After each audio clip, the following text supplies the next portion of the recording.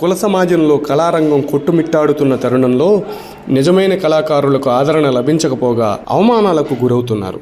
ఆధిపత్య కులాల సంరక్షణలో నడుస్తున్న కళారంగాల్లోని నిజమైన కళాకారులను గుర్తించి వారికి సరైన ప్రాచుర్యం తీసుకురావాలనే ఉద్దేశంతో ప్రారంభించిన శ్రీ కృష్ణదేవరాయ కళాపీఠం వారి భువన విజయం మొట్టమొదటిసారిగా ప్రపంచ రంగస్థల రారాజు, హంస అవార్డు గ్రహీత, ఆచంట దుర్యోధన నాయుడు అనబడే ఆచంట వెంకటరత్నం నాయుడు గారి పుత్రరత్నం ఆచంట బాలాజీ నాయుడు పద్యనాటక ప్రస్థానాన్ని, నాటక రంగానికి తాను చేస్తున్న సేవలను, వారి నాటక రంగ అనుభవాలను కళాప్రియులకు అందిస్తున్నాము. అందులోని భాగమే ఈ ఆచంట సిరీస్ 1. శ్రీకృష్ణదేవరాయ కళాపీఠం భువన విజయానికి స్వాగతం. నటరత్న, నట విరాట్, నటభూషణ, నంది అవార్డు గ్రహీత శ్రీ ఆచంట బాలాజీ నాయుడు గారి పరిచయం ఇప్పుడు చూద్దాం. ఆచంట బాలాజీ నాయుడు కృష్ణా జిల్లాలో మొదటి నంది అవార్డు గ్రహీత. ఎస్వి రంగారావు పురస్కారం, ఎన్టీఆర్ పురస్కారం, బళ్ళారి రాఘవ పురస్కారం, మహానటి సావిత్రి పురస్కారం, ఈలపాట రఘురామయ్య పురస్కారం అందుకున్నటువంటి కళాకారుడు శ్రీ ఆచంట బాలాజీ నాయుడు. నటరత్న, నట కిషోర్, నట విరాట్, నట సార్వభౌమ అనే బిరుదులను పొంది ఉన్నారు. మొత్తం దాదాపు 4000 ప్రదర్శనలకు పైగా వీరు చేసి ఉన్నారు. సన్మానాలకైతే లెక్కే లేదు. అత్యంత ప్రజాదరణ పొందినటువంటి నటులు శ్రీ ఆచంట బాలాజీ నాయుడు గారు. బాలాజీ నాయుడు గారు నమస్కారం. మీరు చాలా పేరు ప్రఖ్యాతులు గడించారు ఈ పౌరాణిక నాటక రంగంలో.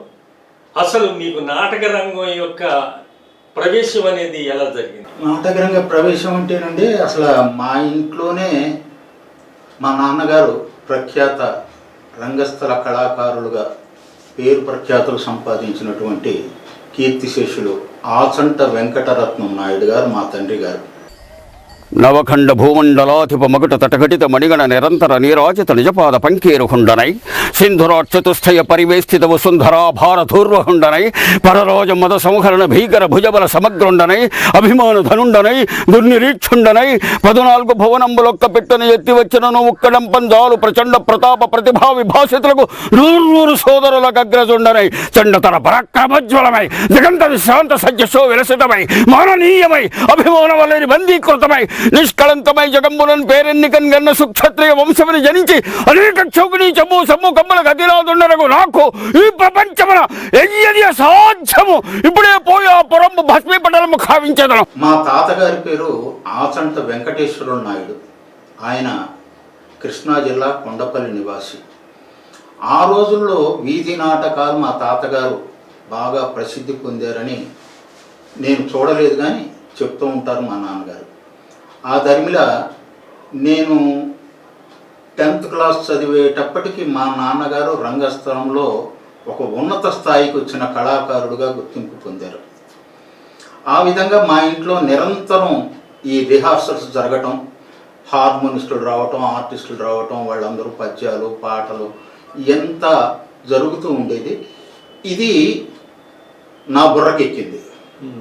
ఈ బుర్రకెక్కడం ఏమైందంటే, మా నాన్నగారు తొట్టుతొడత ఈ సాంఘిక నాటకాల్లో నుంచి ప్రవేశం తీసుకున్నారు. గుంటూరు హిందూ కాలేజీ హై స్కూల్లో మా నాన్నగారు చదువుకున్నారు.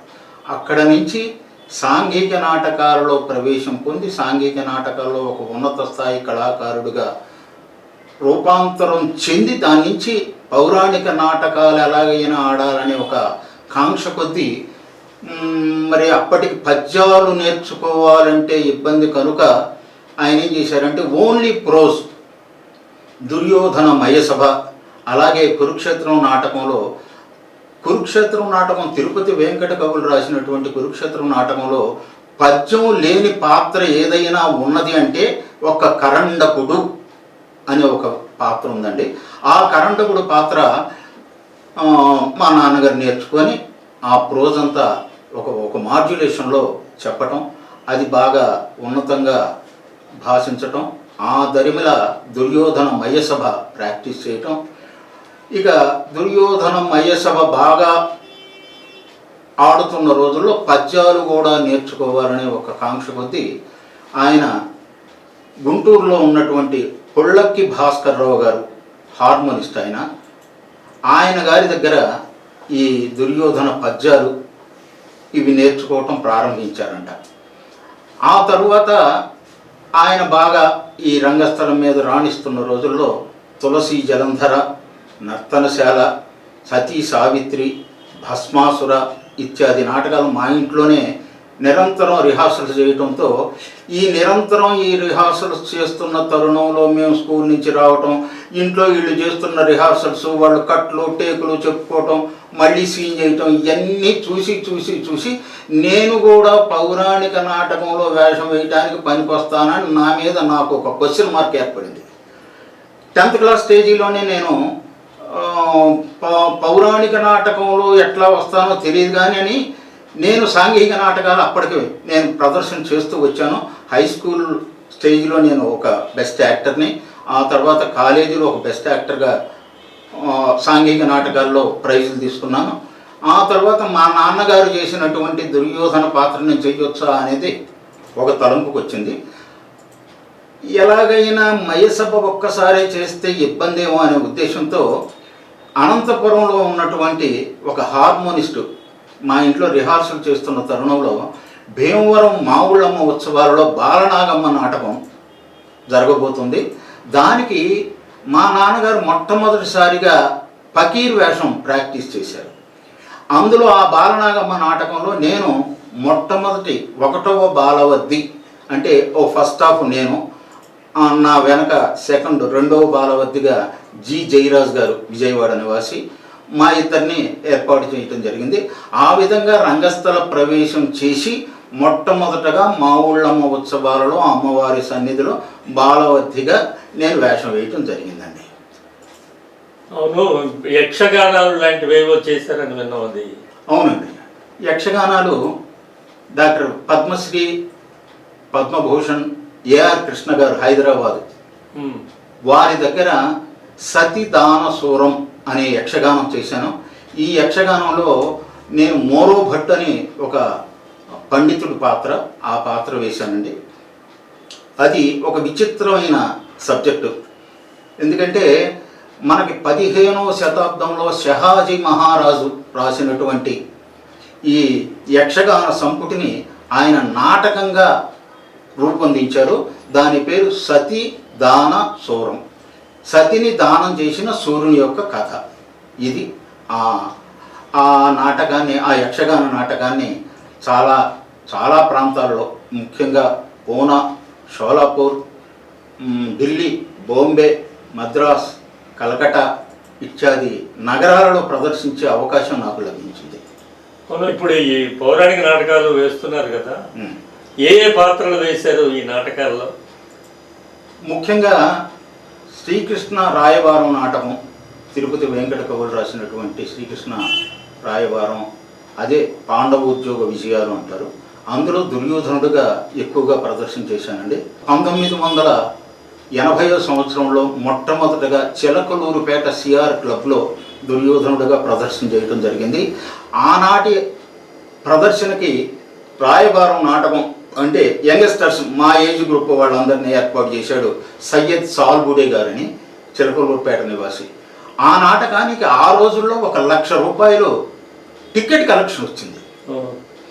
అది ఆయనకి చాలా ఆనందం కలిగి ఎలాగైనా సరే హోటల్ కురుక్షేత్ర అని కట్టాలని ఈ డబ్బులతో ఆయన పునాదులు కూడా ఏర్పాటు చేసుకున్నాడు. ఆ ధర్మిల ఆయన ఇంక మళ్ళీ ఈ నాటకాన్ని ముందుకు తీసుకెళ్ళలేక ఆయన అనారోగ్య కారణాలతో కాలం చేయటం జరిగింది. అందువలన ఆ నాటకానికి బాగా ప్రాచుర్యం వచ్చిందండి.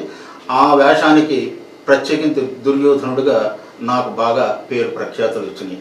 ఆ తర్వాత 1990వ సంవత్సరంలో జై శ్రీ షణ్ముఖ నాట్య మండలి అని ఒక బ్యానర్తో నా ఏజ్ గ్రూప్ వాళ్ళందరినీ సమకూర్చుకొని తులసి జలంధర, రామరావణ యుద్ధం, నర్తనశాల ఇత్యాది ట్రూప్ నాటకాలు తయారు చేసి ప్రదర్శనిస్తూ ఉన్నానండి. మీ నాటకంలో మీరు డైలాగ్ చెప్పేటప్పుడు చాలా చక్కగా అర్థమయ్యే విధంగా, అంటే ఎంత సంస్కృత పదభూయిష్టంగా ఉన్నప్పటికీ కూడా అవి అర్థమయ్యే విధంగా మీరు నటన ద్వారా, వాచకం ద్వారా ప్రజలు బాగా అర్థం చేసుకుంటున్నారని మేము ఒక లైన్ ఒక డైలాగ్ చెప్పండి అలాగే దుర్యోధనకి సంబంధించింది. మైసభ దుర్యోధనుడుగా ఒక డైలాగ్ మీకు వినిపిస్తానండి. కీర్తిశేషులు మక్కపాటి వెంకటరత్నం గారి చేత రాయబడినటువంటి మయసభ. ఈ మైసభని ఈ పాండవ ఉద్యోగ విజయాలు నాటకానికి లింక్ చేసి మైసభగా దాన్ని ప్రాచుర్యం పొందిందండి. అయితే తిరుపతి వెంకట కవులు రాశారు అనుకుంటారు మైసభని, కావు రాసింది మక్కపాటి వెంకటరత్నం అది. అయితే ఆ మైసభలో దుర్యోధనుడు పరాభూతుడై తన నిజ గృహానికి ఏతించి ఆ అభిమానధనుడు పడుతున్న మదన నుంచి ఒక డైలాగ్ మీకు వినిపిస్తాను. నవగండ భూమండలాధిప ముకుట తట గడిత మణిగణ నిరంతర నీరాజిత నిజపాద పంకేరహుండనై సింధురాట్ చతుస్థయ పరివేష్టిత వసుంధరా భార దూర్వహుండనై పరరాజమత సంహరణ భీకర భుజబల సమగ్రుండనై అభిమాన ధనుండనై దుర్నిరీక్షుండనై 14 భువనంబులొక్క బిడ్డని ఎత్తి వచ్చను కడం పంజాల ప్రచండ ప్రతాప ప్రతిభా విభాషతులకు 100 సోదరులకు అగ్రదుండనై చండదల పరాక్రమంతుడనై దిగంత విశ్రాంతం సత్యసౌ విలసితమై మాననీయమై అభిమాన వల్లరీ బంధీకృతమై నిష్కళంకమై జగంబురని పేరెన్ని కన్నా అనేక చౌహిణి జము సమూహములకు అధినాదుండలకు నాకు ఈ ప్రపంచమున ఏది అసాధ్యము.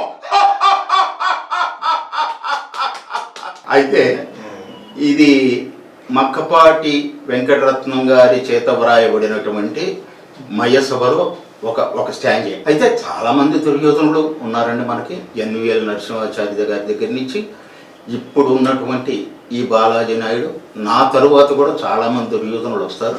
అయితే ఎవరి బాణీలో వాళ్ళు దీనికి ఒక ప్రత్యేకమైనటువంటి ఒక స్థాయిని మాత్రం, గుర్తింపును మాత్రం తీసుకొస్తున్నారు. వాళ్ళందరికీ జైజేలు.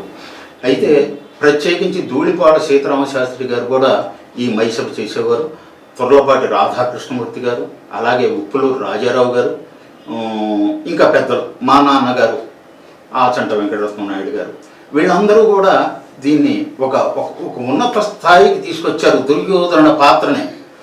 అయితే ఆ పాత్రలో వాళ్ళకి పేరు ప్రఖ్యాతులకి తగ్గకుండా కీర్తి శిఖరాన్ని ఉన్నతంగా ఉంచిన వాళ్ళలో నేనొకడిని అని చెప్పుకుంటానికి గర్వంగా ఉంది. అయితే ఇప్పుడు ఈ టీవీలు సినిమాలు వీటన్నిటి వల్ల నాటకాధారణ తగ్గుతుందని ఒక ఏదో నానుడు ఉంది కదా, మీకు మరి ప్రోగ్రామ్స్ వేలుగా చేస్తూనే ఉన్నారు. నాటకరంగ పరిస్థితి ఎలా ఉందంటారు ఇప్పుడు?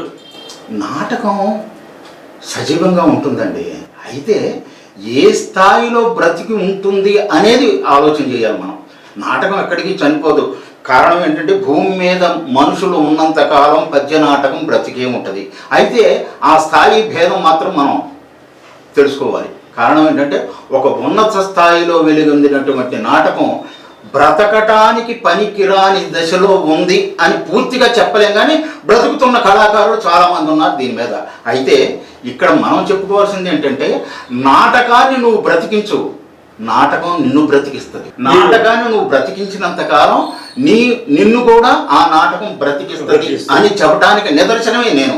నాకు వేరే వ్యాపకాలు లేవు, వేరే వ్యాపారాలు లేవు, వేరే ఉద్యోగాలు లేవండి.